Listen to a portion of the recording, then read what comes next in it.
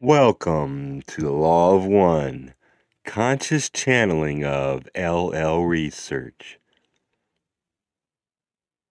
I greet you, my friends, in the love and in the light of our infinite Creator. I am Hatonn.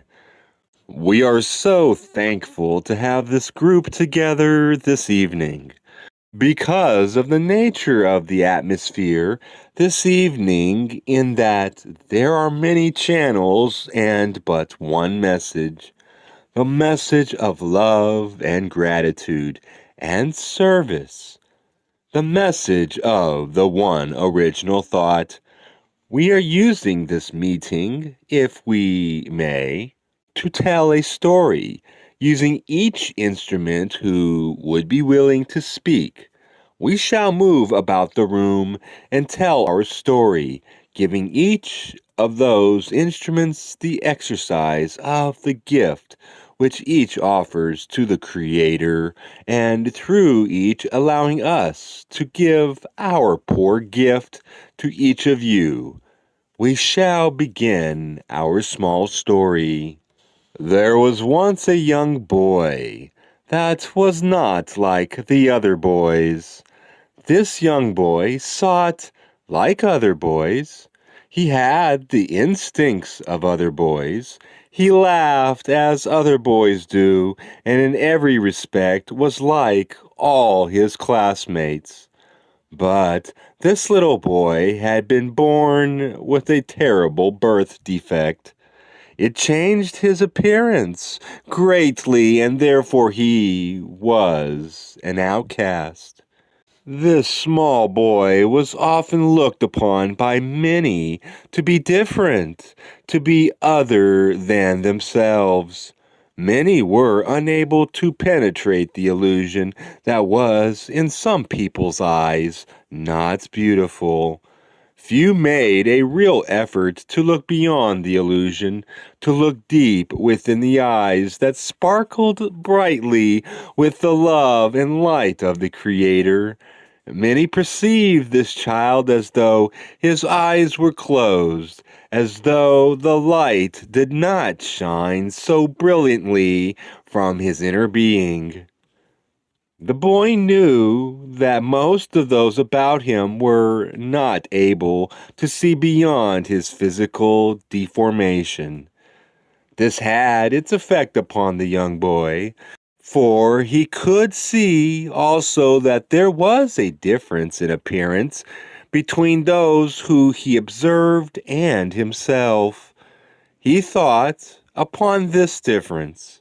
He thought upon reactions of others to him, and he began to look about him in the world of trees and flowers, of small animals and the creatures that inhabited his neighborhood and beyond. He saw that there was in such a creation great beauty and much variation of form, yet within this, shall we say, second density creation, there was no shunning of one creature by another. He pondered long this phenomenon, that the people about him would treat him in a manner other than they treated each other.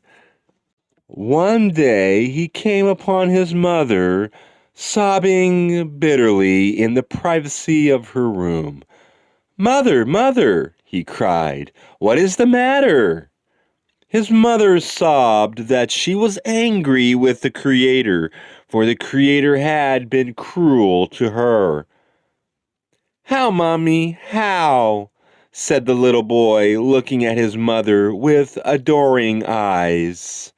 "He gave us your disease to bear before the world," said the mother. "Oh no, Mommy," said the little boy. "That's not right. This is only a birthmark, but I think that many people have a disease in their hearts because they can't see me." The mother raised her head and looked into the eyes of her son, looked in a way she had not before. She gazed. She began to realize that there was beauty beyond the physical. She took her son into her arms and felt his form. As she embraced her young, small son, she felt the love of his arms, and she looked into his eyes and saw love there as well. Remembering the bitter words that she had been speaking as he entered the room a short time before, she felt great remorse within her own heart and realized at that instant that the deformation that she had felt such a burden was of no consequence when compared with the love that her son was able to give as freely as rain falling from the sky. It was her own heart and her own eyes that had not been able to perceive that within this young child was more beauty than she had known in her life before now. The mother smiled into her son's eyes. "What a beautiful thing to say," she said. "Oh, mother, thank you," said the little boy. "I thought about it in the woods because I noticed that none of the leaves blames another leaf for being different. And all the squirrels playing together, even if one is browner than the others. All sorts of cats play together. It's only humans, Mommy, that see in a funny way, and they just can't see me." The mother nodded firmly. "Well, son, you'll have to help the world out a little bit. More and more people will see you because you are beautiful to me, and you are beautiful to yourself." "Oh, yes," said the little boy. "Isn't everyone?" My friends, how many defects have you seen today?